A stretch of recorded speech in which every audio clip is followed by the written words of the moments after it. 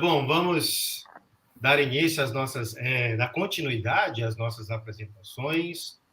Now I'm first talk to my dear colleague, Professor Jose Gonzalez-Rodriguez from the University of Lincoln, United Kingdom. I'm very happy to welcome you, Professor Gonzalez-Rodriguez. And first, apologize for the delay on the program, but I believe we can start now with your talk. First, I will say some words in Portuguese for the listeners and watchers of this live about you, about your resume, and after you can start your presentation. And I would like to register big thank you to you to accept our invitation and to be with us in this afternoon. It's the beginning of the night beginning of the night in Lincoln. But we give you warm welcome and thank you again for your presentation here. Now I say some words in Portuguese for our audience. Okay, about you. O professor Gonzalez Rodrigues, né? Ele é formado em química, em bioquímica, né? E tem um mestre em ciências ambientais, é PhD em química analítica e desenvolveu pesquisa nessa área por mais de 19 anos. Então, o professor Gonzalez publicou 85 artigos e já gerenciou projetos que arrecadaram mais de 3 milhões e meio de libras, né, durante esse período. Ele é atualmente o líder do programa de pós-graduação, mestre em ciência, o mestrado em ciência forense da Universidade de Lincoln. Ele tem experiência em pesquisa e ensino com diversas instituições no Reino Unido, instituições internacionais. Ele também faz parte como avaliador da Comunidade Econômica Europeia, né? Dos programas de apoio da Comunidade Econômica Europeia. Então, ele é avaliador dos programas Secure Society FP7, o Horizon 2020, né, recentemente, o Marie Curie, e atuou como uma vice-diretor e membro do painel em inúmeras ocasiões, né? Ele também é um revisor ativo da Agência de Pesquisa de Portugal, da Agência de Pesquisa da Finlândia, e também atua como Chair of the Chemistry Panel, né, do painel de Química de 2021 no Reino Unido. Também é membro do Colégio PSRC, né, de revisores, supervisor atualmente de 4 estudantes de PhD e 2 estudantes de mestrado. Bom, conheço o professor Gonzalez-Rodrigues, né, há uns 2 anos atrás, 2 anos aproximadamente, eu deixei Lincoln lá, né, depois de um ano de uma estadia, né, como professor visitante, como pesquisador visitante na Universidade de Lincoln. Foi muito satisfatório para mim, e aí eu pude conhecer melhor o professor Gonzalez-Rodrigues, e é uma grande, it's a great joy to have you with us. And again, a big thank you. E o professor José Gonzalez-Rodrigues vai falar sobre chemometrics available to in forensic science. Ele tem uma grande experiência em quimiometria e química forense, e ele vai trazer um pouco dessa sua experiência hoje para nós. Thank you again, Professor Jose Gonzalez-Rodriguez, and make yourself at home for your talk. Thank you. So, can you hear me well? Yes. Yes, that's good. Yeah.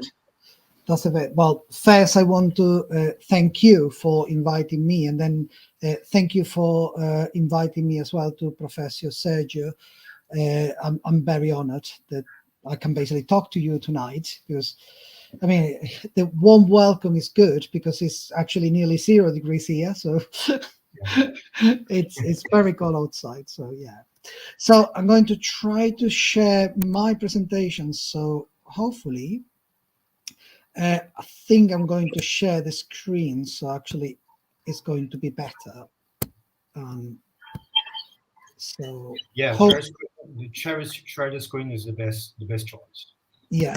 So can you see the first slide? Yeah. Not no not so far.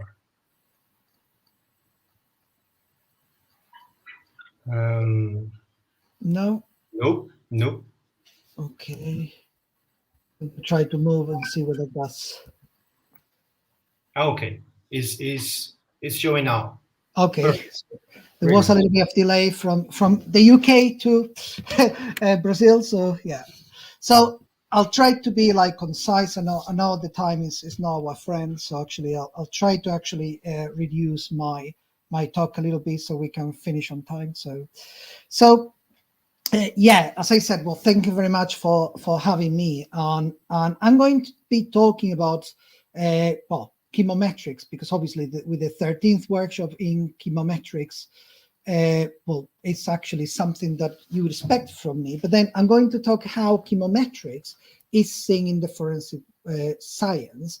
And then I'm going to do a couple of reflections, and I'm going to share some information. So for those who are not familiar with forensic science, I'm sure there's many people actually are familiar with CSI, but yeah, criminalistics different from forensic science, because criminalistics basically deal with an area that where science is not that strong. However, basically forensic science, forensic chemistry, forensic biology, we basically have a very strong background in chemistry and biology. But yeah, in general terms, we are going to apply scientific methods and techniques to investigate an issue that is actually a matter of a court of law. So something that happens is going to go to a court of law.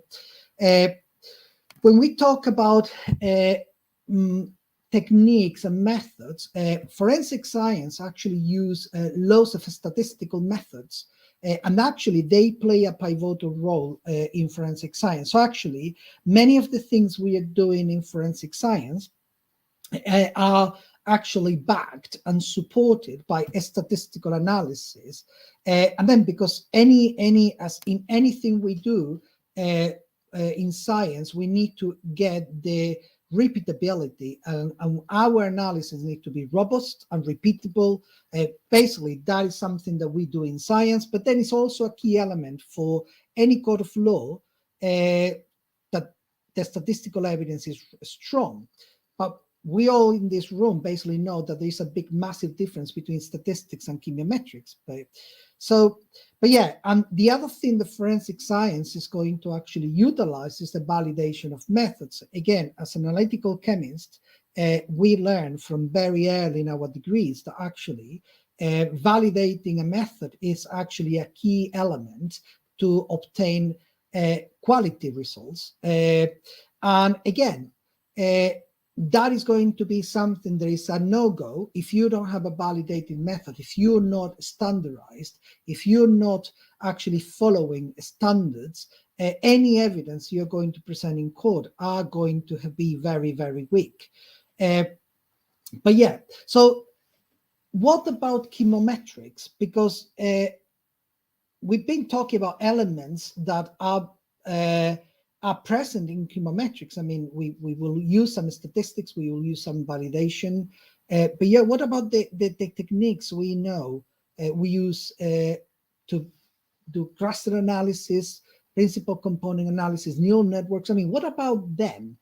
Are they actually used in court? Well, at present, no.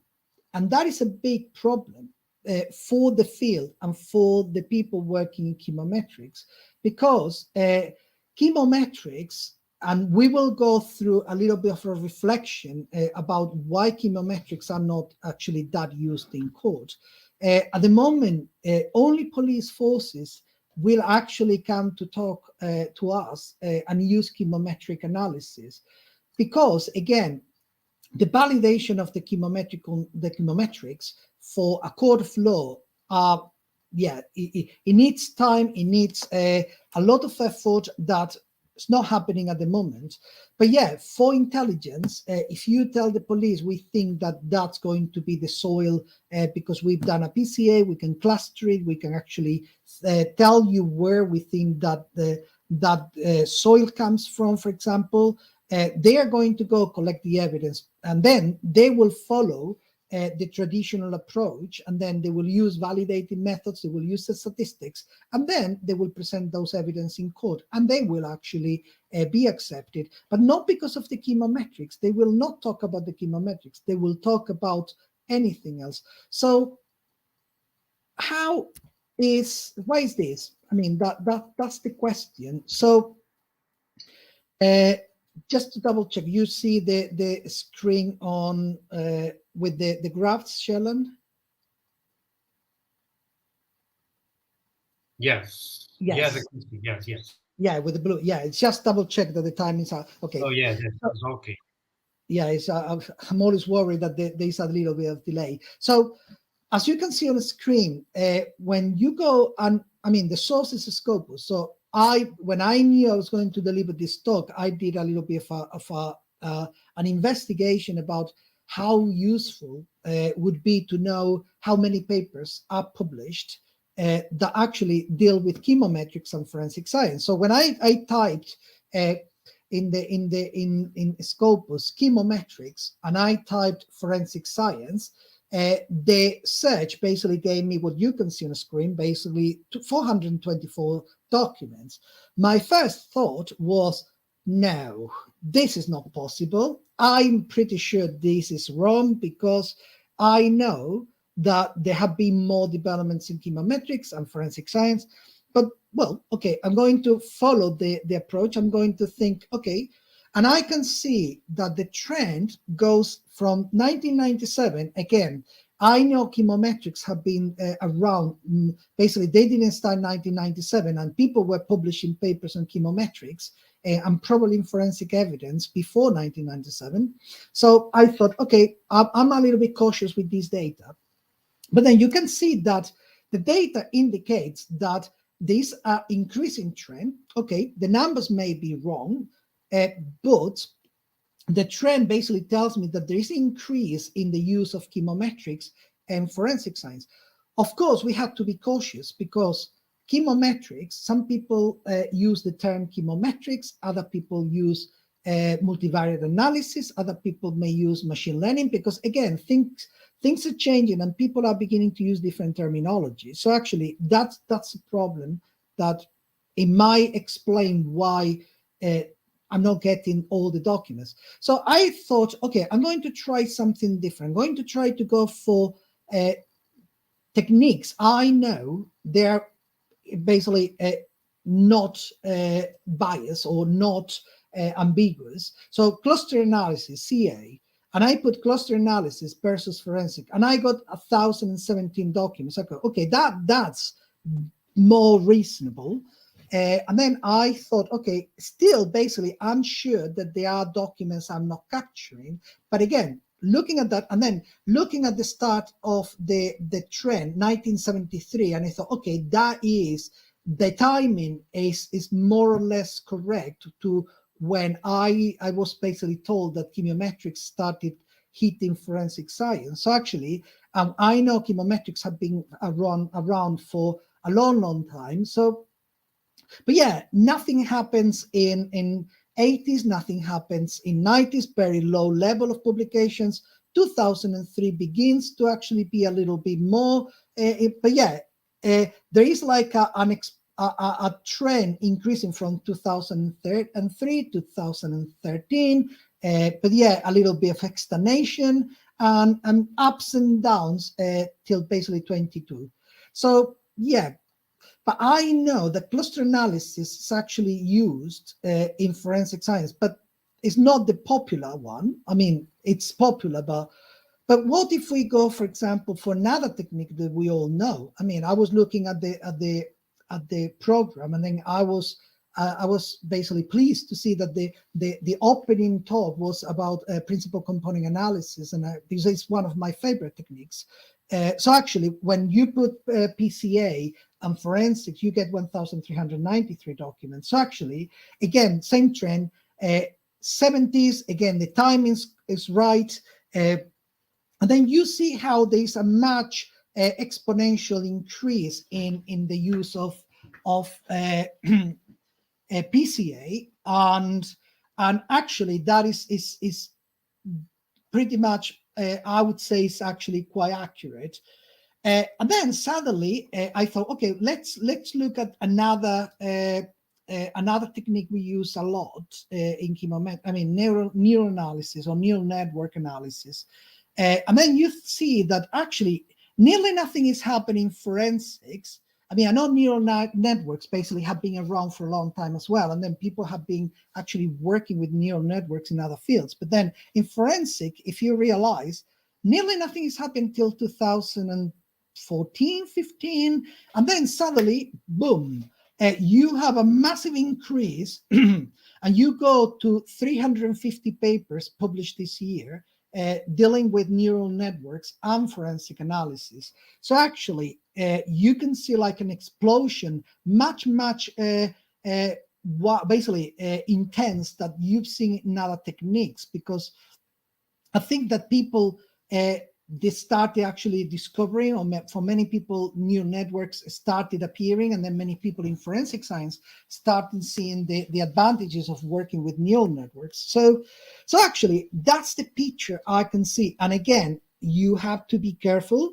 I'm sure not all the documents that are published in forensic science involving chemometrics have been collected by this search, because as I said before, the problem is some people tend to use terminology. So the next question I was asking myself is, okay, yes, we know what is the trend, but who are the people who are actually looking at these techniques in the world? So actually, when I looked at, again, Scopus, you can go to Scopus and then you can see who, or basically the origin country of the papers. So I did that, and actually I looked at, let's start with PCA, and then I saw that there are mainly 4 countries in the world that account for 60% of all research in PCA and forensic. And then you can see it's the US, China, UK, India. I mean, Brazil is actually 6th, is the orange color in the pie chart. And actually, that was very interesting, because I was thinking, okay, but there's like major actors that are pushing the use of PCA in forensic science. And so basically, I went to look at cluster analysis, and again, in the 4 basically positions, there's a change. So India, for some reason, Germany likes cluster analysis better than India, but yeah, you have US, China, UK. And Brazil basically in that position is basically 9th. And then when you go to neural networks, you see that actually in neural networks, you have mainly 60% by, again, 4 countries, the same 4 culprits: China, India, US, UK. So actually US, for some reason, is not that fond of neural networks, but then Chinese and Indian researchers basically are very much into research into forensic science with neural networks. So actually, it's interesting, because then you look at and the reason why I was looking at this is because the court procedure, or the codes of basically a US court and a Chinese court, or a UK court or an Indian court, are going to be very different. I mean, probably US, UK are similar, because they are based in common law. They basically follow the same ways in terms of accepting evidence. In China, probably it's more based in the codes, in codings, where the law is written. India is basically more following the British model of law. Australia is following more the common law, like the typical, basically that the UK established in those days. And I think Brazil, and please correct me if I'm wrong, because again, I'm not an specialist in Brazilian law, but I think probably you're following more the code, the codice, where they're basically following the Roman laws, like the in the Latin world, basically like Spain, Italy, and other European countries or South American countries. So, but yeah, so but we know now, have a picture of how important the research is and what or who is actually behind this research. So, but why chemometrics is not taking off in the practical forensic field? Because we can see that there is a good literature base to support it. But yeah, when I said that, I say, wait a sec, why do I say there is a good literature base? How do I know there is a good literature base? So the next thing I did is, okay, I'm going to see other techniques I know by a fact they're in the court of law every day. So when I typed forensic plus DNA, I basically got 16,769 documents. So actually, you get 16 times more documents, scientific literature in DNA analysis and forensics. So basically, I went for another technique, a spectroscopy, well established, 3,700. Another very well established technique that I know is in court very, very frequently, because GCMS, LCMS, I mean, they are now the gold standards for explosive analysis, for drug analysis, 10,500 documents that involve methods and research performed in forensics and yeah. So I thought, okay, let's go for a technique that I love very much, electrochemistry, because basically I perform sensors. I am also an analytical chemist, but then I like to think I'm also an electroanalytical chemist. So, and then when I put forensics and electrochemistry, I only got 163.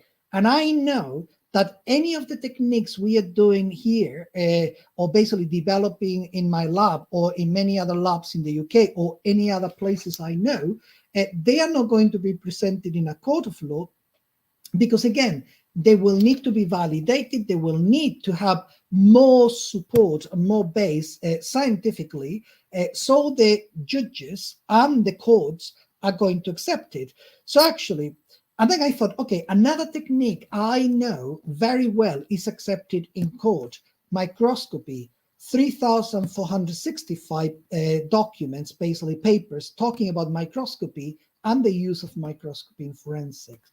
So when I said, why chemometrics is not taking off in the practical forensic field when there is a good literature base, actually, there is not a good literature base. We need to do more chemometrics in forensic science. We need to publish more papers. We need to take more evidence that the chemometric analysis, basically at the moment, there is nothing that is actually taking off and taking over in the courts.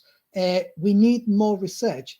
So I do believe that chemometrics have a future in forensic science, because especially the non-supervised techniques, because they are going to be able to help us to process a huge amount of data and make decisions and make a judgment and draw conclusions. But yeah, we need more literature. We need more people working in the forensic area, publishing papers in forensic science and chemometrics. So there is that, we passed that threshold. I mean, I'm not saying 3,000 is the magic number, but to be honest, it seems to be that when you go above 3,000, those techniques are mature enough, or the courts and the professionals in that field, they think that is mature enough to actually be taken into consideration. So I'm going to talk about a couple of things we could do, or we've done in forensic science, using chemometrics. You will see, as I told you, that I am a big fan of principal component analysis, because, to be honest, one of the things that we do in forensic chemistry, and when we actually do analysis in explosives or drugs, it might be actually looking for similarities or differences. And actually, PCA is a very good technique to give us very quickly a good glimpse of those similarities and differences. So I'm going to talk about 4 areas: anthropology, And I'm going to talk about commingled remains. I'm going to talk about explosive analysis, classification explosives. I'm going to talk about field branding, where you can basically look at the differences between fuels, and then soil classification. Again, that could be very useful in cases, and I'll go through those. So I'll start with one of the papers that we published in 2013, where we basically were analyzing skeletons. And the way we did it, basically, we got commingled human remains, and that's a big problem because, again, unfortunately, violence happens in the world, and then sometimes you have people. I mean, that you can see that Ukraine now, where basically Russian forces basically kill people. They put them all in a common tomb, in basically digging all together. If they are not found now, maybe in 3 or 4 years' time, someone will find them. And then if they have been thrown and the terrain, the soil has been moving, those remains are going to be mixed up. So actually, you're going to see heads, skulls, you're going to see bones that are mixed together. How do you separate them to actually be able to take those people back to their families? But that's very difficult. I mean, there's a very good way. And actually, there's only one way you can do it. You have to take the bone, you have to take a sample of the DNA from the bone marrow, do a DNA profile, and then find relatives, and then match that DNA with the relative. Okay, that's the only way. But how many bones do we have in the body? How many DNA analysis do we need to do? How long it takes and how expensive it is to do a DNA analysis? I mean, you know the answer for those questions. That's time consuming and it's expensive. So actually, is there any way we can actually group the bones so we know the bones are coming from the same individual?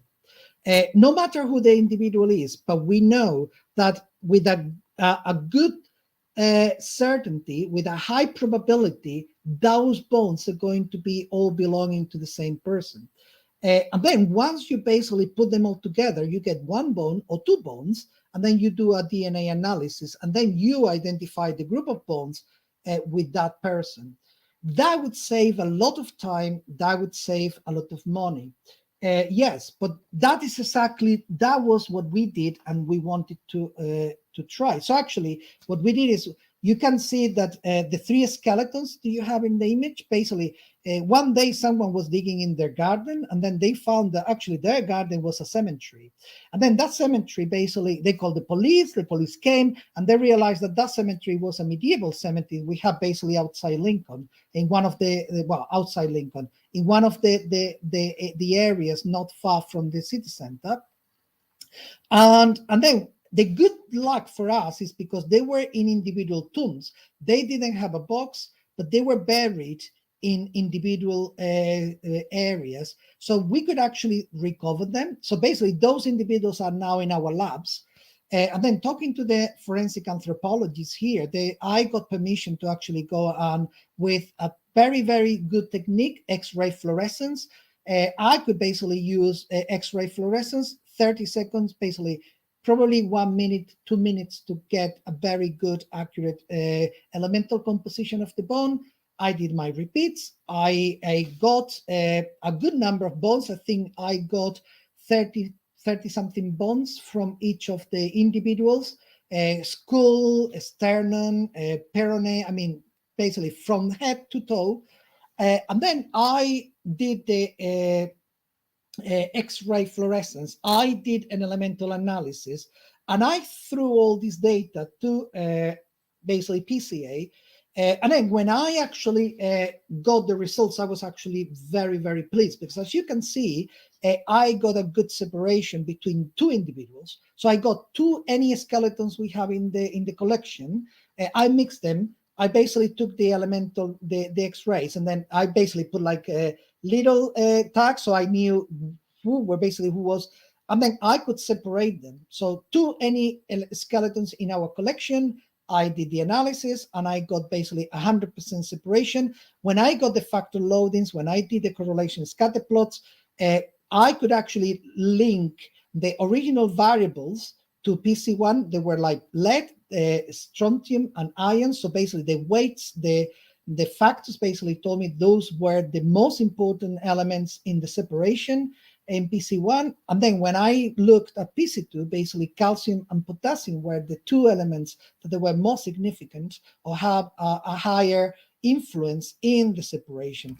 What about 3? I mean, we went to 3. When we got to 4, we had a problem. And what was the problem? The problem was that we couldn't separate them well. And why? I mean, we're talking about skeletons that are being buried for 500 years. And then they were buried not in a coffin, they were buried on the ground. I mean, when you bury it on the ground and it rains, the water basically buries your body. The soil basically is dissolved. And then some of those minerals are going to go into your bones. And what minerals do we have in soil? Calcium, iron, potassium. I mean, those same elements we're trying to identify are going to go into your bones. That creates noise. And that noise basically is going to be very bad. So how do we actually normalize? How we try to eliminate that noise? If we are getting all that noise from all the analysis, can we actually do something about it? But we came back, I mean, we were like reading, basically I was reading because I'm a chemist, I'm not an anthropologist. So I actually started reading about anthropology. And then I realized that actually it was something very interesting, that the strontium-calcium ratio is actually a very important ratio when you talk about physical anthropology. So if you look at the strontium-calcium ratio in the bones, you can tell whether one animal is a carnivore or one animal is herbivore. And actually, I was thinking, wow, that's very interesting. So actually, the ratios are going to give me extra information that I don't have. So actually, I tried that strontium-calcium ratio. I tried different other ratios. Basically, I tried lead, calcium, strontium, lead, zinc iron, and potassium iron. So actually trying to, and when I did that, not magically, because I mean, we're in science, but yeah, I managed to get a good separation of the 4 levels. I mean, you can see that, well, I should have shown you before and after, but then we managed to get 2 skeletons with 95% correct classification, and the other 2 skeletons, basically we got 83% correct classification. So actually that told me that we could actually do this, and we could use chemometrics to do that. If the problem when we went to 5 or 6, we started getting more blurry results because obviously the noise was too high and then we couldn't actually do anything. But you see, something we need to work is can we refine this process so we can actually fix it and do more individuals. So the other technique, or the other area we can actually work in forensic science, explosive analysis. So we got this basically in 2018. We had by then basically we have a student, a PhD student that came from Thailand, and then this student basically came with a very clear mission. The Thai government had a problem with terrorists in the south of the country. The terrorists were using ammonium nitrate fuel oil, and the government wanted their staff to be training techniques that they could utilize to actually capture, analyze those explosives. And so actually, we basically started working the project because the Thai government wanted it. So we did it. And then just to give you a little bit of information, ammonium nitrate fuel oil is a very simple explosive to produce. You just need ammonium nitrate that basically comes from fertilizer, and then 5% fuel oil or diesel that you can buy in the petrol station. So, and it's actually very, very powerful when you make it detonate. The good news is it's not that easy to detonate, and you need basically a primary or secondary explosive to actually make it go off. And then, but it's been used in attacks, in terrorist attacks before. So actually, one typical example is the one in Oklahoma. where they basically the 2000 basically 2 tons of amphor basically completely demolished a federal building and killed 168 people. So actually it's actually quite powerful when you make it go off. So but yeah, these images are coming from the Thai service. So this is just to give you an idea of what the Thai police was facing. So people will actually be creating a hole close to the road, and then they would get a gas cylinder that was filled with ammonium nitrate fuel oil. And then they would actually put one of the detonators that you can see on a screen. And then with the cable you can see in the first image, you can see how the cable is coming out of the hole. So basically they could be like 300 meters away. When the car is coming close, you basically make it detonate, and then you kill the people that are in that car. Lucky escape for the people is this device didn't work. And the police basically could actually recover the device and then study it, and then they could actually recover everything. So Dr. Priles Supajari Jawat, I always have a problem to pronounce her surname, but yeah, Dr. Priles, basically she came, and then we started fabricating bombs here in Lincoln. So we basically got a pipe bomb that is actually comes from a pipe that you have in your houses. We got ammonium nitrate from our labs, and we got fuel oil that we actually got from petrol stations, because our research question is, if we make it detonate and we recover some of these, like the police in Thailand did, can we actually identify the explosive? Yes, but can we identify the fuel? So basically, we can tell the police the fuel was bought in a BP or in a XO or in this petrol station. Because if we can't, the police can go to the petrol station in an area, or all petrol stations, the same brand in an area. They can get the CCTV, the cameras, the videos, and then you can try to actually identify the terrorists if you're lucky enough to actually caught them in camera, if they bought the explosive recently. So you can see that actually we produced the explosive with the detonator, we actually created it, and then we made it blow up. So you can see the explosion. I mean, we didn't go really big because obviously, yeah, we didn't want the aim was trying to fail, but we were very good, and actually we created really good explosives. We didn't recover much, but we recovered enough. And then we were recording all in high-speed video, so actually it was very interesting. So the question was, can we actually use chromatography and spectroscopy to separate them? So I'm going to concentrate on the chromatography in here. And then we basically got how many compounds do we need to actually classify these or use a variable or a number of variables that we can use in PCA to classify the origin of these explosives. So you can see that we tried 4 sets. Each of the sets were different. We have 7 compounds, 4 compounds, 10 compounds, 14 compounds, and then we did our PCA. And then when we did our PCA, we got basically really good results. I mean, some better than others. And the other thing I didn't tell you is basically we went and then we have previously got basically bought different fuels in different times of the year, because there are differences in diesel, because there are additives they put in this country because it's very cold, to avoid the engines to actually clog, or basically the fuel to get solid. So basically we were considering that terrorists could have bought the fuels in winter, but then tried to explode everything in the spring. So can we actually still identify the origin? And so actually we did it, and the answer is yes. We could actually get a very good correct classification. So with set number 2, if you remember, set 2, we had 10 compounds.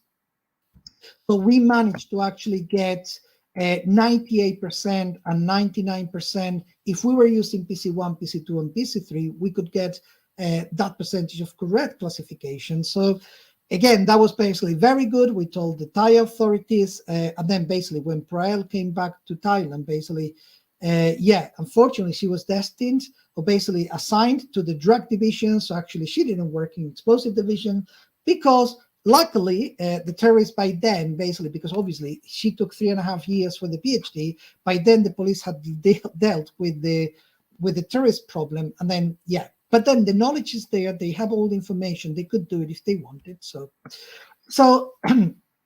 another paper, another thing that I told you we could do is petrol branding. So basically, in a sense, we know we can do petrol branding with chromatography.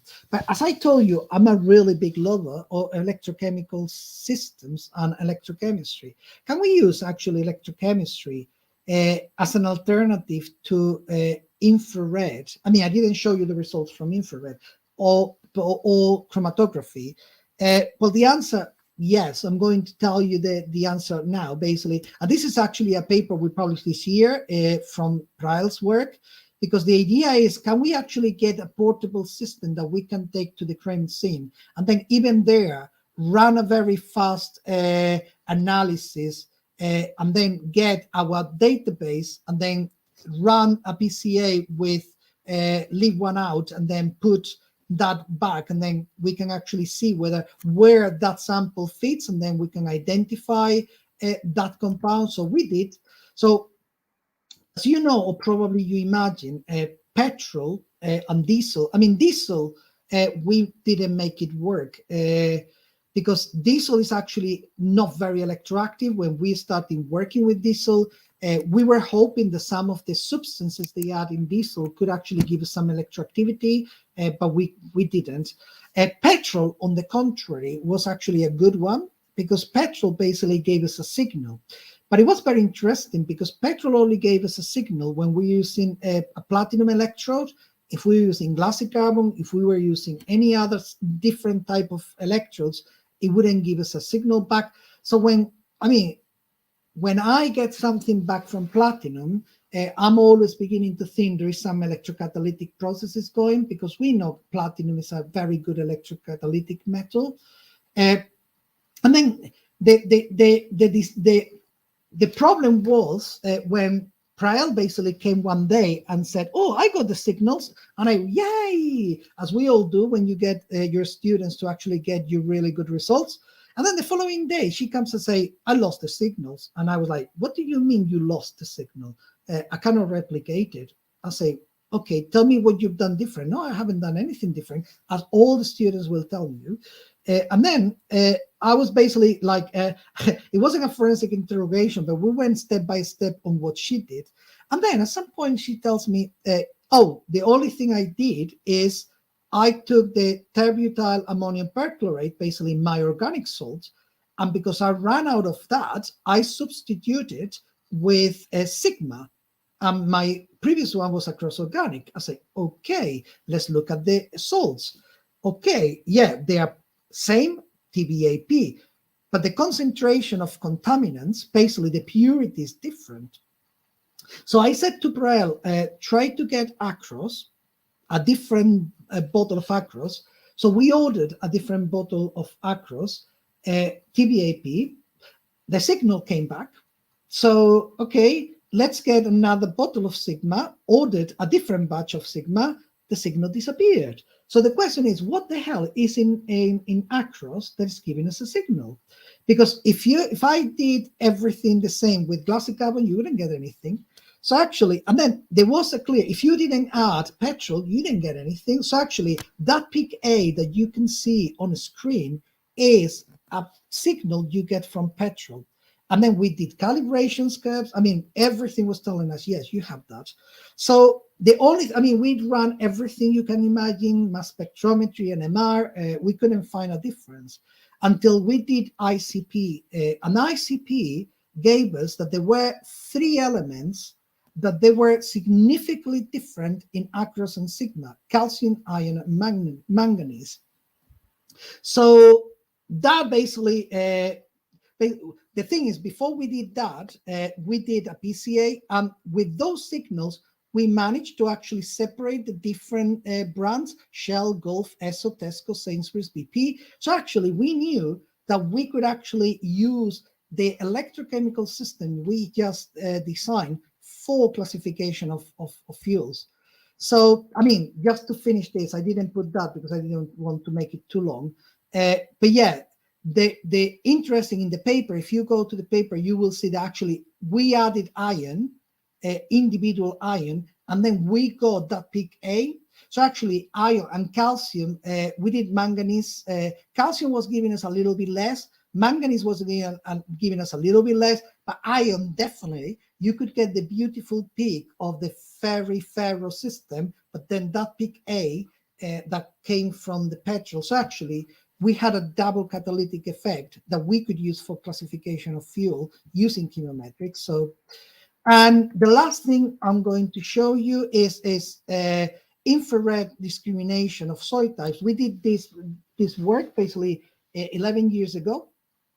And then what we did is we went out there, we got some soil samples, and then soil samples from flower beds, that's FW, woodlands and rivers, basically W and R. They were basically similar, but the key question is, can we actually differentiate sites? Can I actually tell, looking at the spectrum, whether that is a flower bed, so basically a garden, is something coming from a forest, or is actually a soil sample that comes for near a river? And when we did the non-iterative partial least squares, we basically actually got a really good classification. The reason why we did the nipples is because, or basically before using LDA, is because we could reduce the variables.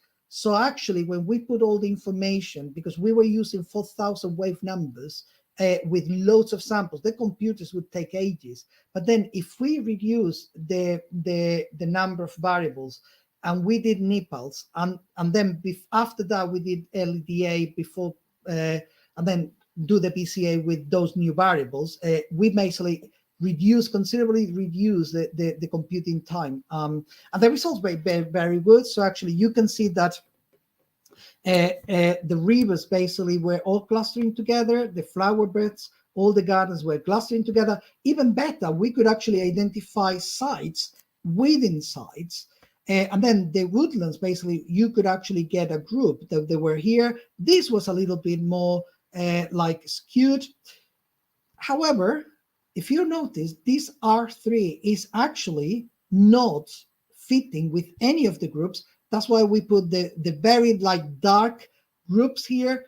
That, what the hell is that? That's a river. And then when we got that, we thought, oh, again, we have an outlier. We've done something wrong, until we went and looked at what that R3 sample was.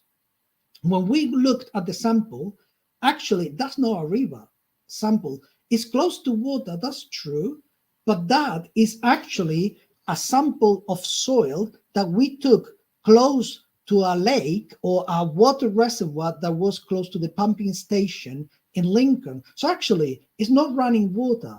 So the system was so good that could actually distinguish between soil close to running water and soil that was close to stagnated or basically ponds or lakes or not running water. So actually, that tells you that, yeah, it's powerful. So just to finish on time,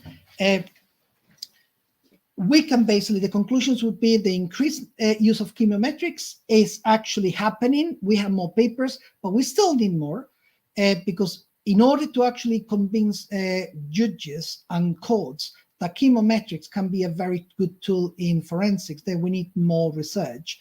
There is a group of 4 countries, US, China, India, UK, that actually seems to have a very interesting or interest in driving this.